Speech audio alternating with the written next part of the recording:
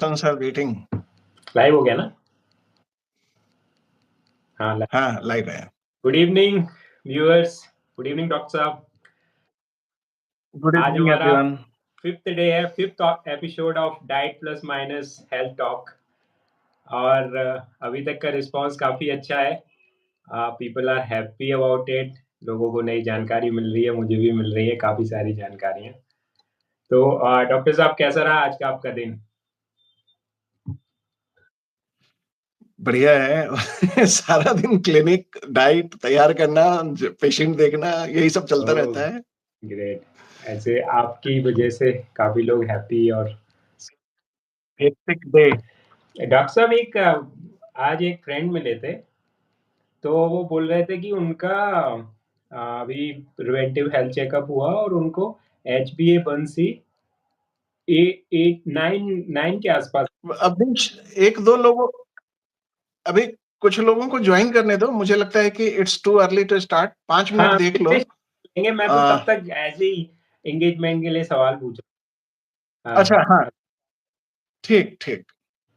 तो मैं बोल रहा था कि HbA1c 8 या 9 के आसपास आया है, तो ये मतलब डायबिटीज होने वाला है, क्या है ये?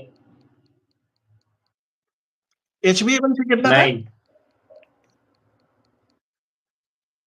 Oh my God. 9 तो HbA1c 9 मतलब कि डायबिटिक है वो। और डायबिटीज भी जो है ना, वो डायबिटीज भी पुअरली कंट्रोल्ड डायबिटीज है। वो डायबिटीज हो चुका है उनको। अच्छा अच्छा। का क्राइटेरिया क्या होता है कि HbA1c का क्राइटेरिया होता है, अगर ये 5.7 से नीचे है आपकी आवाज बीच में तो ये कट जा नॉर्मल रही है। है। आई डोंट नो, मेरे साइड प्रॉब्लम है कि यहाँ पर प्रॉब्लम है। मेरी तरफ तो बिल्कुल नेट तो एकदम बिल्कुल सही चल रहा है। नेट तो यहाँ भी चल रहा है। अभी तो सही आ रही है, अभी तो सही आ रही है। HB हाँ, HbA1c अगर 5.7 से नीचे है तो ये नॉर्मल होता है। 5.7 टू 6.4 है तो ये प्री डायबिटिक है। और मोर देन 6.4 ये डायबिटिक है। अच्छा, ओके। मतलब किसी को भी हाँ, 6.4 से ऊपर अगर HbA1c हो गया है तो ये डायबिटीज हो चुका नहीं, 4 से नहीं, 4 है। से ऊपर नहीं, 6.4 से ऊपर है तो 6.4 4 से ऊपर। 5 5.7 से नीचे नॉर्मल है। 5.7 टू 6.4 नॉर्मल है, प्री डायबिटिक है। और 6.4 से ऊपर है तो डायबिटिक है। ओके, 6.4 से ऊपर है तो डायबिटिक है।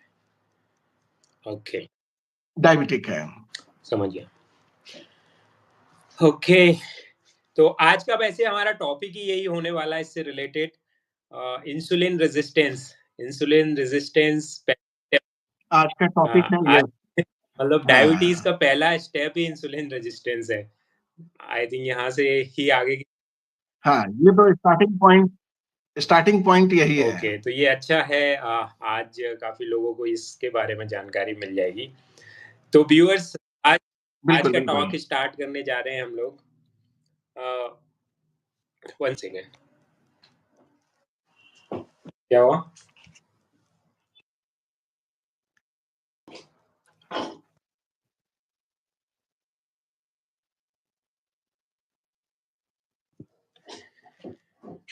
हाँ, तो आज की टॉक हम स्टार्ट करने।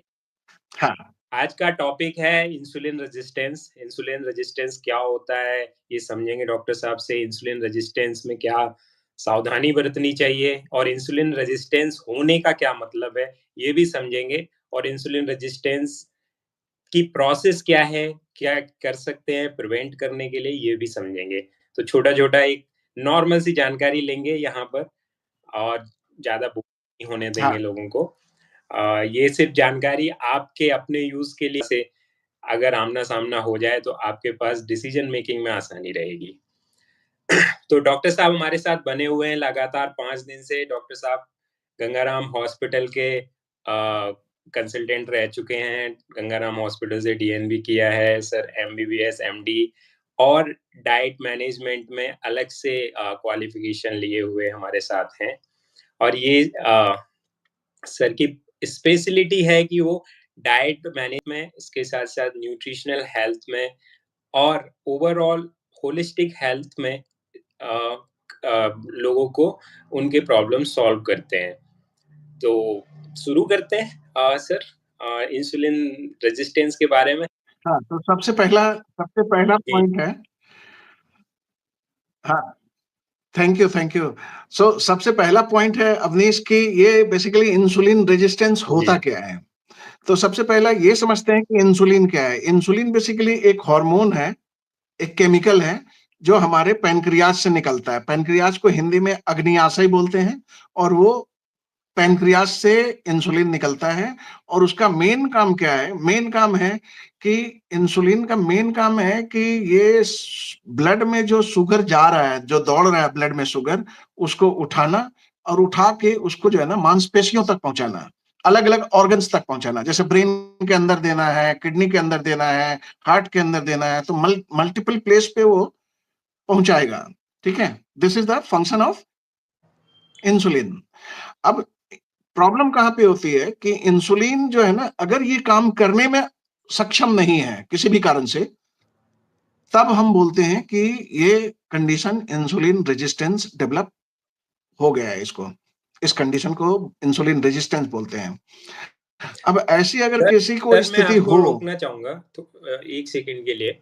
आई डोंट नो मेरे साइड पे प्रॉब्लम है कि सबको ये प्रॉब्लम फेस हो रही है। व्यूअर्स अगर आपको कोई प्रॉब्लम फेस हो रही है सर को सुनने में तो प्लीज़ बताइए। अगर आप स्मूथली सुन पा रहे हैं तो कोई बात नहीं, फिर शायद मेरे पास प्रॉब्लम होगी। बट मुझे बहुत लैग आ रहा है, मैं ठीक से नहीं सुन पा रहा हूँ। व्यूअर्स अगर आप कंफर्म कर पाएँ यहाँ पर चैट पे डाल दीजिए if the audio is okay, video is okay, आप सर को ठीक से सुन पा रहे हैं। अगर सुन पा रहे हैं तो एक बार एटलीस्ट जो है आप ना वो चैट में लिख तो दो मैं रिप्लाई कि कर आवाज सही आ रही है। अगर सुन पा रहे हैं तो एक बार एटलीस्ट जो है ना वो चैट में लिख तो दो, मैं रिप्लाई कर हाँ, प्रॉब्लम हो रही है। कुछ ऑडियो इज ओके, कुछ लोग नो प्रॉब्लम। कुछ लोगों को हो रहा है, कुछ लोगों को नहीं हो रहा है। एनीवे, तो जहां नहीं समझ में आएगा आप दोबारा एक बार चैट में लिख देना, मैं दोबारा उसको क्लियर करूंगा। ओके, ठीक है, ठीक है। हाँ, कंटिन्यू, सॉरी ठीक है। कंटिन्यू कर तो बेसिकली, हाँ, तो बेसिकली इंसुलिन रेजिस्टेंस होता क्या है कि इंसुलिन रेजिस्टेंस, जब हमारा इंसुलिन जो उसका मेन फंक्शन है उस फंक्शन को करने में सक्षम नहीं हो, तब हम बोलते हैं कि ये इंसुलिन काम नहीं कर रहा है। This condition is called insulin resistance. जैसे इंसुलिन का काम क्या करना होता है? इंसुलिन का जो सबसे बड़ा काम करना होता है, काम तो बहुत करता है इंसुलिन, लेकिन एक जो काम जिसके बारे में हम इंसुलिन रेजिस्टेंस में बात करेंगे, वो काम है कि ये इंसुलिन ब्लड में जो शुगर दौड़ रहा है उस शुगर को उठाकर मांसपेशियों तक भेजना, ऑर्गन्स तक भेजना। अगर ये इसमें सक्षम नहीं हुआ तो क्या होगा? ब्लड शुगर जो है वो ऑर्गन्स तक नहीं पहुंचेगा, मांसपेशियों तक नहीं पहुंचेगा। उससे प्रॉब्लम क्या होगी? उससे होगा कि हमारे जो सेल्स हैं, मांसपेशी हैं, जो मसल्स हैं, उनको प्रॉपर न्यूट्रिशन नहीं मिलेगा, उनको एनर्जी नहीं मिलेगी, तो आदमी इनिशियल स्टेज पे थका थका सा महसूस करेगा। और फिर धीरे-धीरे इसके जो सिम्पटम्स होते हैं, वो सिम्पटम्स आने लग जाते हैं। अभी हम सिम्पटम्स पे बात करेंगे, लेकिन पहले ये समझते हैं कि ये होता क्यों है? ये होता इस कारण से है क्योंकि इंसुलिन जो है ना, या तो बहुत ज़्यादा क्वांटिटी में रिलीज़ हो जाए, इंसुलिन या तो बहुत ज़्यादा क्वांटिटी में निकल जाए, या इंसुलिन जो है ना, वो बहुत कम निकले। तो अच्छा। दोनों कंडीशन में जो है ना, वो ये प्रॉब्लम स्टार्ट हो जाती है। आमतौर पे इंसुलिन ज्यादा निकलता है, जिसके कारण से इंसुलिन के खत्म होने की संभावना बनी रहती है। तो ऐसे लोगों को प्रॉब्लम क्या होगा कि एक टाइम के बाद इंसुलिन एक बहुत ही प्रीशियस, बहुत ही कीमती हार्मोन है, बहुत कीमती हार्मोन है। मतलब ये लाइफ टाइम आपके शरीर में नहीं बनने वाला है। इसका उत्पादन, इसका जो प्रोडक्शन है वो हमारे पैनक्रियाज के अंदर मतलब अग्न्याशय के अंदर एक बीटा सेल्स होते हैं, बीटा सेल्स ही करता है। लेकिन बीटा सेल्स का जो है ना क्वांटिटी फिक्स है, उससे ज्यादा आप बीटा सेल्स को पैदा नहीं कर सकते हो। तो अल्टीमेटली एक टाइम के बाद इंसुलिन का जो प्रोडक्शन है वो कहीं ना कहीं डिस्टर्ब हो जाता है। अगर आपने स्टार्टिंग से ही शुरुआती दौर से ही अगर इंसुलिन को आप बहुत निकाल रहे हो,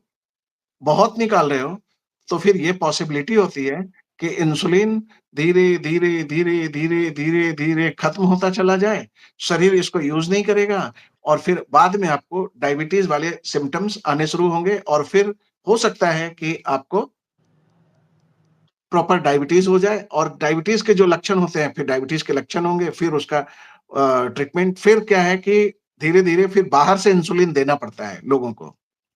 अच्छा, अच्छा। तो ये मेन समस्या है। सर एक बार मैं अनाउंस कर देता हूँ ऑडियंस को। व्यूअर्स अगर आपके सवाल हो तो इस बीच में आप कमेंट्स में डाल सकते हैं। इंसुलिन रेजिस्टेंस से रिलेटेड, डाइट से रिलेटेड कोई भी सवाल है आप डालते रहिए, हम बाद में पिकअप कर लेंगे बीच-बीच में और आपको आंसर करते रहेंगे। तो कोई भी क्वेश्चंस हैं आपके कमेंट बॉक्स ओपन करिए और वहाँ पर टाइप कर दीजिए। अच्छा सर मैं ये बोल रहा था, अब जैसे मुझे तो इतनी बायोलॉजी और इतनी केमिस्ट्री नहीं समझ में आएगी। मेरे को अगर बचना है इससे कि इंसुलिन रेजिस्टेंस ना हो, तो मुझे किन चीज़ों का ख़्याल रखना पड़ेगा? देखिए इंसुलिन रेजिस्टेंस ना हो इससे पहले हमारा जरूरी है कि पहले हम इसके लक्षण और इसके डायग्नोसिस पे पहले बात करें, क्योंकि ट्रीटमेंट वाला पार्ट जो है ना वो हम लास्ट में कवर करते हैं। तो बेसिकली कैसे समझते हैं कि किसी को इंसुलिन रेजिस्टेंस हो गया है? तो इंसुलिन रेजिस्टेंस को समझने का एक बहुत बढ़िया तरीका है कि अगर किसी भी आदमी को भूख बहुत लगती है, क्रेविंग बहुत हो रही है, तो पॉसिबल है कि उसको इंसुलिन रेजिस्टेंस हो गया है। ओके। तो आप देखते हैं बहुत लोग ऐसे होंगे जिनको कि जो घर पहुंचते ना पहुंचते उनको खाना जो है ना टेबल पे चाहिए। अगर थोड़ा भी लेट हो गया ना तो वाइफ के ऊपर या अपने घर में जो खाना परोस रहे हैं उसके ऊपर जो है ना वो झल्ला पड़ते हैं, बिल्कुल चिल्ला पड़ेंगे उनके ऊपर। क्यों?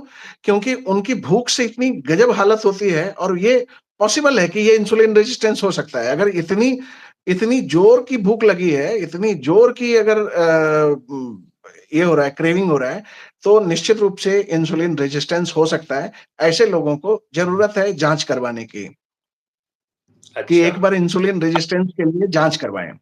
दूसरा चीज है कि बहुत बार ये जो है ना भूख वाली सिम्टम्स नहीं आते हैं। तो आते क्या है, इसमें आएगा गर्दन के पीछे आप देखेंगे पूरा ब्लैक ब्लैक रहेगा। ये सब एरिया में पूरा ब्लैक रहेगा। आपका ये एरिया में पूरा ब्लैक रहेगा, ये एरिया में ब्लैक रहेगा। डार्क कलर हो जाता है ये पूरा। आप ब्रेस्ट के नीचे देखेंगे तो ब्लैक आएगा, आप थाइज में देखेंगे तो ब्लैक आएगा। तो मल्टीपल जगह पे जो है ना वो ब्लैकिश एक एरिया हो जाता है। ये पॉइंट इंसुलिन रेजिस्टेंस को पहचानने ब्लैक का आता है, ये भी होता उस पे भी हो जाता है, है? ओके, उस पे भी हो जाता है। Okay, okay. तो अगर ऐसा किसी को सिचुएशन सिम्टम मिल रहा है तो ये इंसुलिन रेजिस्टेंस हो सकता है। इंसुलिन रेजिस्टेंस पहचानने का दूसरा और भी तरीका है कि अगर किसी को फैटी लिवर है ना तो पॉसिबिलिटी है कि उसको इंसुलिन रेजिस्टेंस भी होगा। किसी को डायबिटीज है तो पॉसिबिलिटी है कि उसको इंसुलिन रेजिस्टेंस होगा। किसी को पीसीओडी है तो उसको पॉसिबिलिटी है कि उसको इंसुलिन रेजिस्टेंस होगा। किसी का अगर मोटापा बढ़ा हुआ है तो पॉसिबिलिटी है कि उसको इंसुलिन रेजिस्टेंस होगा। किसी के थायराइड अगर बहुत गड़बड़ हो चुके हैं और वो करेक्ट नहीं हो रहा है तो आप एक बार चेक करो, कहीं इंसुलिन रेजिस्टेंस होगा। किसी का अगर दिन भर थका थका सा फील होता है तो इंसुलिन रेजिस्टेंस होगा।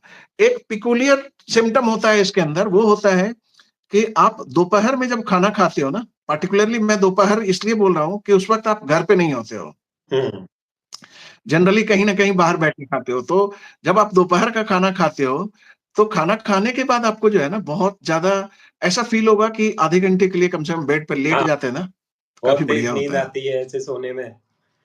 बट ये तो बहुत तेज नींद आती है, ये इंसुलिन रेजिस्टेंस हो ये हो सकता है। सकता है। बट काफ़ी नॉर्मल लोग हाँ, तो ये है तो इंसुलिन सोने की। रेजिस्टेंस नहीं, एक तो होता है कि चलो ठीक है, हम छुट्टी पे हैं और कोई काम नहीं है, खाना खाए और बेड पे चले गए, that is different thing. Okay, लेकिन ये एक रिफ्लेक्सली होता है कि आप घर पे हो, टीवी देख रहे हो तो नींद आ गई, इट्स ओके। लेकिन पार्टिकुलरली खाना खाने के बाद आपको जो है ना, अगर नींद आए और आपको ऐसा फ़ील हो कि आधे घंटे के लिए, 10 मिनट के लिए, 1 घंटे के लिए आपको नींद लेनी पड़े दोपहर में, तो इंसुलिन रेजिस्टेंस हो सकता है। और कैसे पहचानते हैं? जिसका भी पेट बड़ा है, उसको इंसुलिन रेजिस्टेंस हो सकता है। जो भी लोग वेट लॉस नहीं कर पा रहे हैं, तो उनको सीवियर इंसुलिन रेजिस्टेंस हो सकता है। ओके, और ऐसे लोग जनरली मोटिवेटेड नहीं होते हैं। ऐसे लोग जो जिनको इंसुलिन रेजिस्टेंस होता है ना, ये कोशिश बहुत करते हैं खुद से, बट ये होता क्या है ना कि ऐसे लोग मोटिवेटेड नहीं होते हैं लाइफ में और इनका 2-4 दिन, 10 दिन, 20 दिन या 1 महीना जो है ना, ये डाइट-वाइट पे आते हैं और उसके बाद फाइनली वो वापस चले जाते हैं। तो नॉ नॉर्मली जो है वो इंसुलिन रेजिस्टेंस अगर किसी को हुआ है, तो ये ध्यान देना चाहिए कि इस कंडीशन में पहले तो जो सिम्पटम आ रहे हैं, आप उस सिम्पटम को भगाने की सोचो कि ये सिम्पटम जाएँगे कैसे? और उसके बाद अगर सचमुच में कोई बीमारी इसके कारण से कोई बीमारी आ गई है, तो उस बीमारी को पहले सोचो और अगर खुद से नहीं हो रहा है, तो फिर प्रोफ़ेशनल्स की हेल्प लो, डॉक्टर से मिलो। वैसे इसकी कोई दवाई नहीं आती है, ठीक है? तो दवाई कहीं पूरे प्लैनेट पे कोई दवाई नहीं है इसकी। ओके, कोई-कोई डॉक्टर जो है ना, इसमें मेटफॉर्मिन यूज़ करते हैं कि हाँ, मेटफॉर्मिन देने से इंसुलिन की सेंसिटिविटी बढ़ जाती है। इंसुलिन जो है ना, वो थोड़ा काम करना शुरू कर देता है, तो कुछ देर के लिए, लेकिन 100% आप ये नहीं बोल सकते हो कि हाँ, इंसुलिन रेजिस्टेंस जो है ना, वो मेटफॉर्मिन से ठीक हो जाएगा। तो जितने भी लोग हैं, जैसे पीसीओडी है, इंसुलिन रेजिस्टेंस के कारण से डेवलप हुआ। तो अब पीसीओडी का ट्रीटमेंट क्या है? कुछ नहीं है। वही डाइट मैनेजमेंट, वही वेट मैनेजमेंट, वही आपको जो है ना, अपना इंसुलिन को मैनेज करना है। तो ऐसे चीज़ जो खुद से मैनेज नहीं हो सकते हैं, दवाई से मैनेज नहीं हो सकते हैं, तो उनका एक ही तरीका होता है, वो है डाइट। जिसको हम लोग जो है ना कॉमनली हम अपने भाषा में बोलते हैं कि हाँ, लाइफ़स्टाइल मॉडिफ़िकेशन करना पड़ेगा, तब जाकर के ये बेटर होगा। ओके, हाँ, तो ये हो गया। अब हम पहचानेंगे कैसे? इंसुलिन रेज़िस्टेंस को अगर किसी को हो रखा है, तो हम कैसे पहचानेंगे कि हाँ, इंसुलिन रेज़िस्टेंस इसको है? तो इंसुलिन रेज़िस्टेंस को पहचानने का सबसे सरल तरीका मैंने बता दिया, सिम्पटम वाइज़ कि आप जो है ना वो गर्दन देख लो, गर्दन काला-काला मिलेगा, तो फेस काला मिलेगा, तो हाथ में नकल्स पे इस पे जो है ना वो ब्लैकिश वो होता है, काला-काला रहेगा। इसके अलावा और क्या होता है इसके अंदर? भूख बहुत लगती है, मोटापा बढ़ जाएगा, पीसीओडी हो सकता है, फैटी लिवर हो सकता है, डायबिटीज़ हो सकता है। तो ये सब चीज़ अगर है, तो आप इससे पहचान सकते हो कि आपको हो सकता है कि इंसुलिन रेजिस्टेंस हो। बेसिकली अगर हम एक लाइन में बोले ना, तो जितने भी लाइफ़स्टाइल डिज़ीज़ होते हैं, उसमें इंसुलिन रेजिस्टेंस का एक बहुत बड़ा रोल है। तो सबसे पहला जो स्टार्ट होता है ना, वो इंसुलिन रेजिस्टेंस ही स्टार्ट होता है। अच्छा, तो एक क्वेश्चन होता है दिमाग में कि जब इंसुलिन इतना निकल रहा है, तो फिर बॉडी में इंसुलिन काम क्यों नहीं करता है? ये चीज़ हुँ, होता है ना कि जब इंसुलिन निकल रहा है, तो काम क्यों नहीं करता है? तो क्या है ना कि बॉडी बॉडी में जब इंसुलिन कम अमाउंट में निकलता है ना, तो इसकी सेंसिटिविटी अच्छी होती है। लेकिन जब ज़्यादा अमाउंट में निकलता है ना, तो इसकी सेंसिटिविटी अच्छी नहीं होती है और ये जैसे आप कलम से लिखते हो, कलम से अगर आगे इंक जो है ढेर सारा निकल जाए एक बार में, तो वो पेन आपके लिए किसी काम का नहीं होती है। वैसे ही है कि अगर इंसुलिन एक बार में ढेर सारा निकल जाए, तो ये इंसुलिन किसी काम का नहीं होता है और ये बॉडी इसको फाइनली तोड़ देता है, तोड़ के यूरिन से पास करवा देगा, बाहर निकाल देगा ये।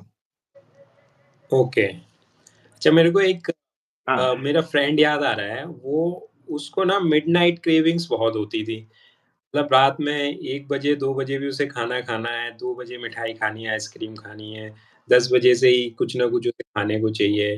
रात में जागा है तो खाना ही है उसको। तो ये भी क्या इसका सिम्पटम हो सकता है क्या? जो लोग नाइट में खाने हाँ, बहुत इंसुलिन क्रेविंग, नाइट ईटर जो है ना वो जनरली इंसुलिन रेजिस्टेंस के शिकार होते हैं। अच्छा।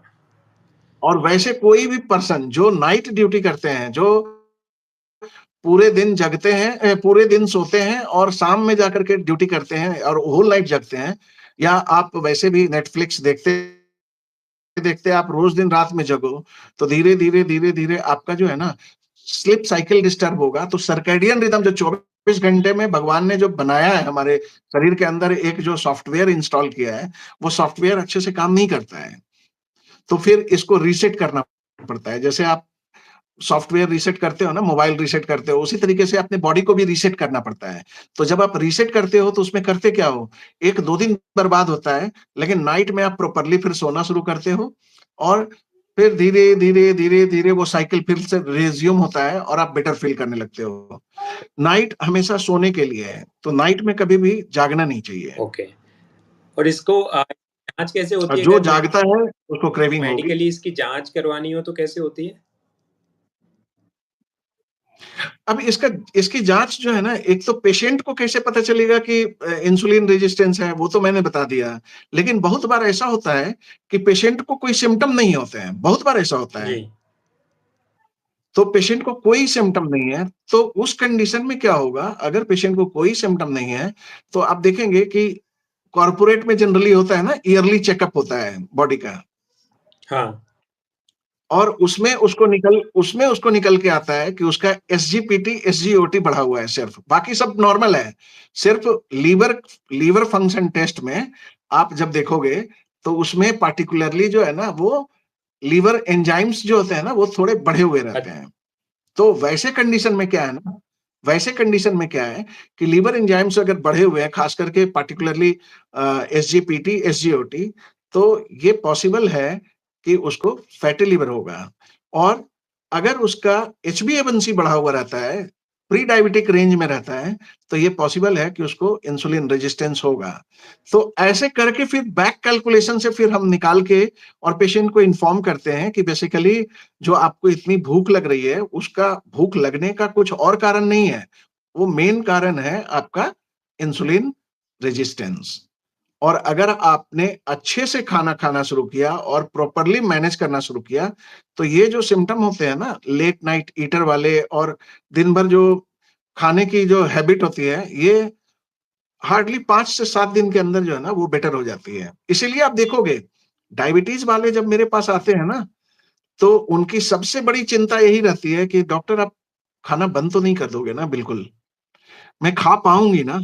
आप ऐसा तो कोई आइटम नहीं दोगे ना जिसके जो खा करके सिर्फ़ भूख ही लगती रहे और मैं बिल्कुल परेशान रहूँ? तो ये कॉमन क्वेश्चन है। लेकिन इंसुलिन रेजिस्टेंस में जैसे ही आप उसका डाइट स्टार्ट करते हो प्रॉपरली, तो आपके सिम्पटम्स जो है ना, वो विदिन 5 डेज़, 7 डेज़ जो है ना, आपके जो ये सब सिम्पटम्स हैं, भूख लगने वाली, एनर्जी कम है, तो थका-थका सा लग रहा है, ये सब जो है ना वो बेटर होने लग जाता है। 5-7 दिन, 10 दिन के अंदर ही बेटर होने लग जाता है। Okay, okay.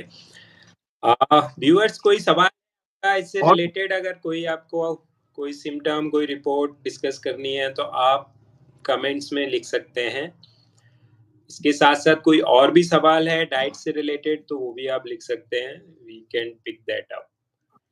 तो सर अच्छा, अब क्या है, अब डॉक्टर के पास पहुँच गया, ये प्रॉब्लम लेकर के जो है ना, रिपोर्ट लेकर के डॉक्टर के पास पहुँचा, तो सबसे पहले हम क्या टेस्ट करवाएँगे कि अगर इंसुलिन रेजिस्टेंस है, तो हम क्या देखेंगे उसके अंदर कि हम पेशेंट को कैसे हेल्प करेंगे। तो सबसे पहला है कि ऐसे कंडीशन में फास्टिंग शुगर,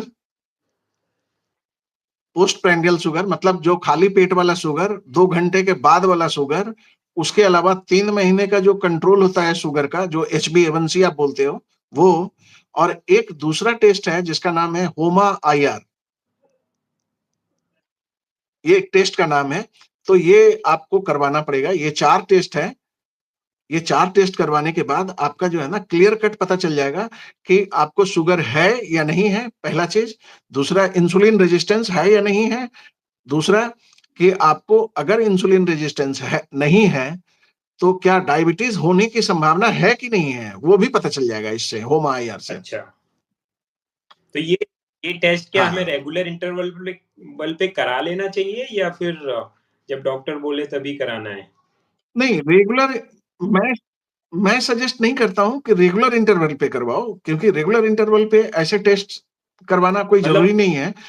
होमा, आईआर वगैरह की 2-3 ज़रूरत साल नहीं में? पड़ती है। लेकिन हाँ, ईयरली तो जब आप 25 प्लस के हो जाते हो, तो ईयरली तो एक बार जो है ना देखना चाहिए कि आजकल का जो लाइफ़स्टाइल है कि 25 साल में मेरे पास जो है ना डायबिटिक्स आने लग गए हैं, काफ़ी आते हैं। 25 इयर्स में डायबिटीज़ के पेशेंट खूब आते हैं और वो जो सिम्पटम लेके आते हैं ना, वो बहुत ही ऐसा सिम्पटम कि पेनाइल एरिया पे जो है ना या इंटरनल ऑर्गन पे जो है ना, वो पूरा व्हाइट-व्हाइट पैच बना हुआ है, कटा हुआ है, ऐसे सिम्पटम्स लेके आते हैं। तब हम बैक कैलकुलेशन से फिर जो है ना, हम पहुँचते हैं कि इनको बेसिकली डायबिटीज़ हो रखा है और इनको इंसुलिन रेजिस्टेंस हो रखा है। और फिर तब हम इलाज शुरू करते हैं उनका। और ये हार्डली आप मान के चलिए कि अराउंड 2 महीना, 3 महीना के अंदर जो है ना, ये काफ़ी इम्प्रूव हो जाते हैं, काफ़ी इम्प्रूव हो जाते हैं। ओके। यहाँ पर एक सवाल आया है सर और ले लेते हैं। सर अगर सीपीआर हुँ, बॉडी में 34 है तो क्या होता है? क्या है? सीपीआर बॉडी में अगर हाय सर, क्या होता है? अगर सीपीआर, आप कहीं सीआरपी के बारे में तो नहीं बोल रहे हो ना? ये बंजानी जी, आप देखिए कहीं आपने सीआरपी, ओके। भारती जी आप बताइए, ये या सीआरपी तो नहीं आप लिखना चाह रहे थे? CPR is different thing. हाँ, सीआरपी होगा।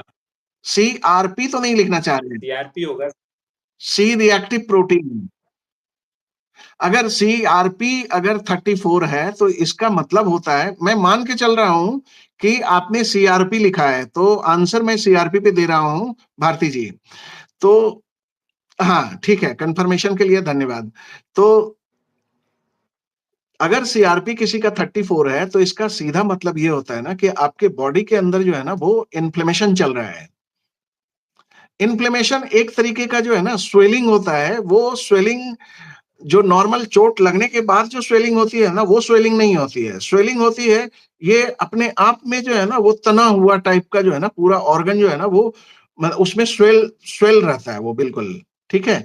तो ऐसी स्वेलिंग जो पेट के अंदर होती है, जो शरीर के अंदर होती है, उसके कारण से उसके कारण से बहुत से प्रॉब्लम स्टार्ट होते हैं, जिसमें इंसुलिन रेजिस्टेंस भी एक कारण है कि अगर किसी को सीआरपी बढ़ा हुआ है, तो उसको इन्फ्लेमेशन बॉडी के अंदर है, तो पॉसिबल है कि उसका इंसुलिन रेजिस्टेंस हो सकता है। लेकिन इंसुलिन रेजिस्टेंस देखने के लिए सीआरपी नहीं करते हैं। सीआरपी का रिलेशन जो है ना, वो बेसिकली इन्फेक्शन से रिलेटेड होता है या फिर इन्फ्लेमेशन से रिलेटेड होता है कि अगर किसी को कोविड का इन्फेक्शन हो जाए, किसी को वायरल इन्फेक्शन हो जाए, बैक्टीरियल इन्फेक्शन हो जाए, बहुत से जगह पर ये जो है ना बढ़ जाते हैं। ओके। तो अगर सीआरपी बढ़ा हुआ है, तो ये कोई बीमारी को डायग्नोस नहीं करेगा, लेकिन ये सिर्फ ये बताता है कि आइदर बॉडी के अंदर इन्फेक्शन है या इन्फ्लेमेशन है। तो ऐसे पेशेंट को जिसका सीआरपी बढ़ा हुआ है, ऐसे पेशेंट को रिपीट करना चाहिए कम से कम ट्रीटमेंट स्टार्ट करने के बाद। मतलब इन्फ्लेमेशन के लिए ट्रीटमेंट यही होता है कि जो एंटी इन्फ्लेमेटरी फूड होता है ना, वैसे ही फूड खाया जाए। तो जनरली एसिडिक फूड आपको बंद करना चाहिए। तो एंटी इन्फ्लेमेटरी फूड आप जब खाते हो, तो धीरे-धीरे, धीरे-धीरे जो है ना इन्फ्लेमेशन कम होता है और जब रिपीट करवाते हो 3 महीने, 6 महीने के बाद आप सीआरपी, तो ये धीरे-धीरे नॉर्मल आना शुरू हो जाता है। जनरली सीआरपी तो एक तरीके का मार्कर हो गया इन्फेक्शन या फिर इन्फ्लेमेशन पता करने के लिए। ये कोई हाँ, ये फिर पूछ रही हैं कि इज़ इट सीरियस? तो सीआरपी का बढ़ना जो है ना, वो कोई बीमारी को चूँकि डायग्नोस नहीं कर रहा है, तो आपको ये देखना चाहिए कि इस किस कारण से ये बढ़ा हुआ है। सपोज़ किसी के घुटने में प्रॉब्लम है, कि उसको पेन हो रहा है घुटने में, तो सीआरपी बढ़ सकता है। कहीं भी इन्फ्लेमेशन होगा बॉडी में, वहाँ से सीआरपी बढ़ सकता है। तो सीआरपी आपको ये इंडिकेट कर रहा है कि कुछ तो चल रहा है इनसाइड। आपको एक बार डॉक्टर से दिखाना चाहिए। डॉक्टर इस चीज़ को डायग्नोस करेंगे कि बेसिकली ये सीआरपी बढ़ा किस कारण से है। जो कारण से ये बढ़ा है, उस कारण को ट्रीट कर देंगे, तो ये सीआरपी नॉर्मल आ जाएगा। ओके। सो भारती जी ये कोई बीमारी को नहीं दर्शाता है, एक्चुअल बीमारी पता करनी पड़ेगी। ये सिर्फ़ आपके शरीर के इन्फेक्शन को या हाँ, लेकिन सीरियस नहीं है। ऐसा सीरियस नहीं है, अगर 34 है, इट इज़ नॉट सीरियस, परेशान मत होइए। ये नॉर्मल जो है ना, ओल्ड एज में जो जिनकी एज ज़्यादा होती है, उनका जनरली बोन के कारण से ये प्रॉब्लम चलती रहती है। बोन डिज़ीज़ में ये बढ़ जाता है। Okay, very good. तो ये नॉर्मल भी नहीं बोल सकते, बट हाँ, केयर करनी है हमें। सर, हुँ। तो ये इंसुलिन रेजिस्टेंस बच्चों में भी हो सकता है? मतलब बच्चे 7-8 साल के बच्चे, 10 साल के।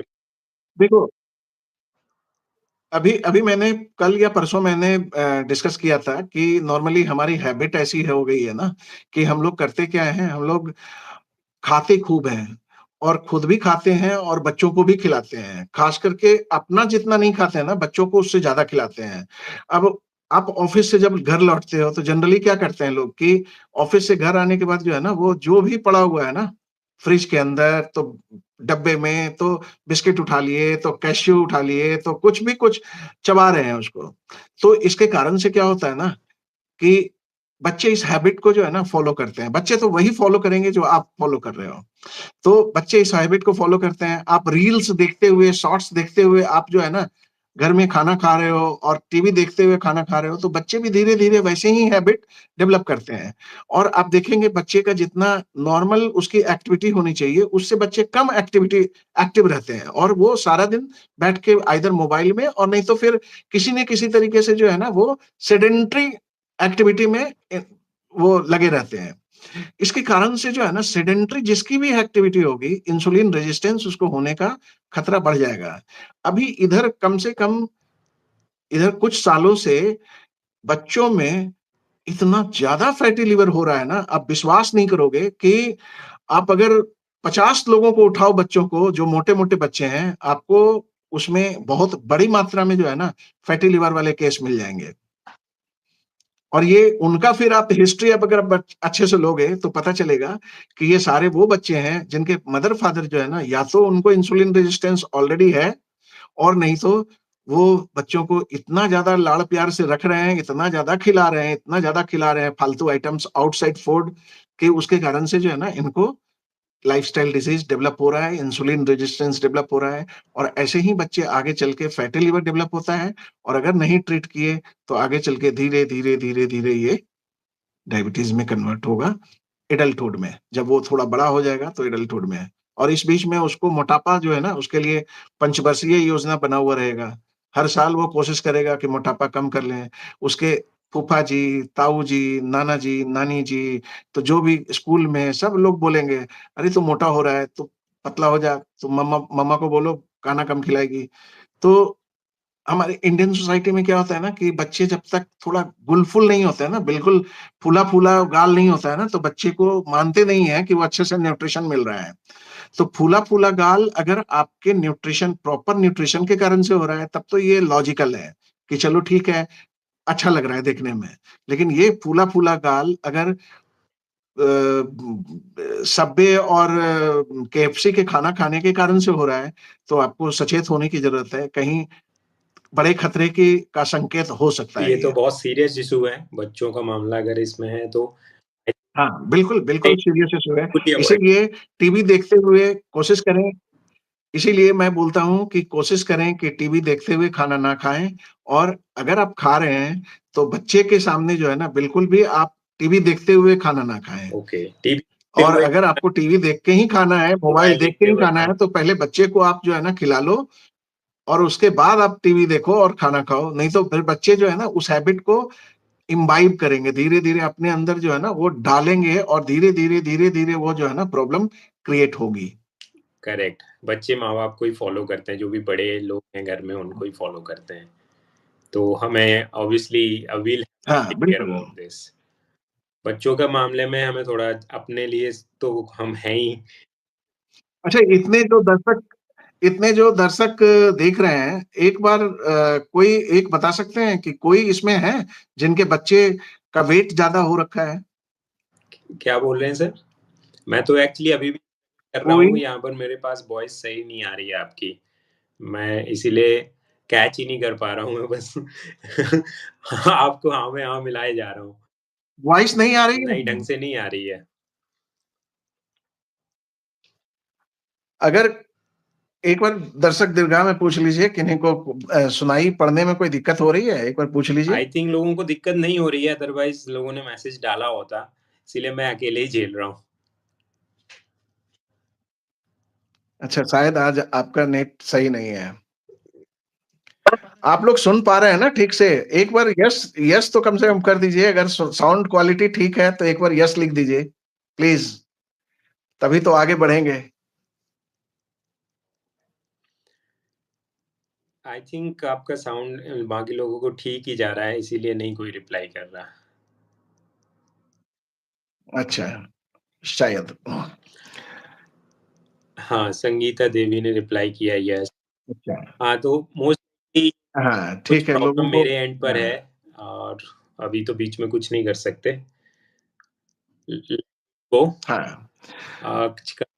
तो इसमें है कि अगर बच्चे का हेल्थ जो है ना, बच्चे का हेल्थ बहुत ज्यादा मोटा हो रहा है बच्चा, तो जरूर से एक बार जो है ना सचेत होने की जरूरत है। ये किसी बड़े खतरे की घंटी हो सकती है। इसीलिए अगर घर में बच्चा मोटा हो रहा है तो उसको रूटीन आप थोड़ा-सा चेंज करो, आप अपना रूटीन चेंज करो और बच्चे का भी रूटीन चेंज करो। फालतू आइटम्स मत दो खाने के लिए। नहीं ओके। तो फिर क्या है ना कि आप इतना मेहनत करके जितने पैसे कमाते हो, ये सारे पैसे जो है ना किसी न किसी डॉक्टर के पास चले जाएँगे। और जो बाहर के खाने में आई थिंक सॉल्ट भी ज़्यादा यूज़ होता है, जैसे चिप्स वगैरह बच्चे बहुत खाते हैं ना, चिप्स हुआ, कुरकुरे चिप्स, चॉकलेट्स। बिल्कुल। तो इतना सॉल्ट खाना भी बुद्धिमानी नहीं है ना। आप जितना ज़्यादा से ज़्यादा सॉल्ट खाते रहोगे, तो वाटर रिटेंशन भी बहुत ज़्यादा होगा ना। सोडियम ज़्यादा क्वांटिटी में लोगे तो सोडियम पानी को रोकता है। तो पानी को जैसे ही रोकेगा तो आपका जो है ना हमेशा रिटेंशन बना हुआ रहेगा। वाटर रिटेंशन हमेशा बना हुआ रहेगा। ओके। तो आई थिंक बिस्किट, हाँ, तो इसलिए इसको सॉल्ट को भी जो है ना ऑप्टिमल लेना चाहिए। बिस्किट, चिप्स, कुरकुरे, ये पैकेज आइटम जो हैं, ये भी बच्चों के लिए कितने सेफ हैं, पता नहीं है। बाहर जाके नहीं खा, देखिए, बिस्किट, क्या है चिप्स तो कि खा। कभी-कभार कभी-कभी अगर देना है, अगर बच्चों को कभी-कभी देना है तो कोई प्रॉब्लम नहीं है कि आप चलो ठीक है मंथ में 1 आध बार या मंथ में 2 बार दे दिए, इट्स ओके। लेकिन अगर आप रेगुलर बेसिस पे अगर आप खिला रहे हो ना, हुँ, तो ये प्रॉब्लमैटिक है। और बच्चे के साथ आप खेलो भी, बच्चे की एक्टिविटी ठीक रखो। वैसे स्कूल बच्चे जो जाते हैं, वो तो ऑब्वियस सी बात है कि वो खेलते-कूदते ही हैं, उनका पढ़ाई भी होता है, स्कूल में खेलते भी हैं। लेकिन घर आने के बाद बेसिकली वो जो है ना सेडेंटरी हो जाते हैं बिल्कुल। तो इस पे काम करना पड़ेगा। अब मैं एक क्वेश्चन पूछना चाह रहा हूँ कि किन्हीं को ये पता है कि कितने ल एक नॉर्मल आदमी का वेट कितना होना चाहिए? नहीं पता सर। हम जब बात करते हैं कि नौ एक हम जब बात करते हैं कि हमारा वेट जो है ना वो ज़्यादा नहीं होना चाहिए। अभी जैसे फैटी लिवर की हुँ, बात हुई कि अगर किसी को इंसुलिन रेजिस्टेंस है तो हो सकता है कि फैटी लिवर भी हो सकता है मोटापा हो। तो जब बात मोटापे की होती है ना तो काँटा कहीं न कहीं जो है ना वो रुक जाता है क्योंकि कुछ न कुछ क्वेश्चन्स दिमाग में दर्शक के लिए होता ही है। तो मैं ये पूछना चाह रहा हूँ, कोई बता सकते हैं कि एक नॉर्मल आदमी को 1 दिन में कितना प्रोटीन चाहिए खाने के लिए? ये तो मुझे पता है, आपने कल बताया था।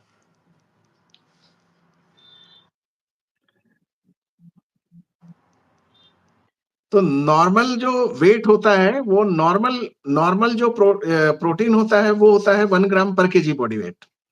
और नॉर्मल जो आपका वेट होगा ना, वो होगा सबसे पहले अपने हाइट को आप सेंटीमीटर में चेंज कर लो। सबसे पहले अपने हाइट को आप सेंटीमीटर में चेंज कर लो। तो सपोज़ आप 5 फीट के हो या 5 फीट 3 इंच के हो। तो 5 फीट 3 इंच को सेंटीमीटर में चेंज करने के बाद ये आता है लगभग 160 सेंटीमीटर, 160 सेंटीमीटर। ओके। तो इसमें आप 100 माइनस कर दोगे, एक लमसम भाषा में जो है ना आप बोल सकते हो कि इतना आपका आइडियल वेट होना चाहिए। अच्छा। जितना सेंटीमीटर में जितना निकल के आ रहा है, सेंटीमीटर में जितना निकल के आ रहा है, उसमें आप 100 माइनस कर दो। ठीक है? इतना ही उसका नॉर्मल वेट होना चाहिए। अच्छा, मतलब तो कोई अब सपोज कि आप 160 सेंटीमीटर के हो, तो आप 100 माइनस करोगे तो 60 आपका किलो। बच जाएगा 60। तो आपका आइडियल वेट जो होना चाहिए,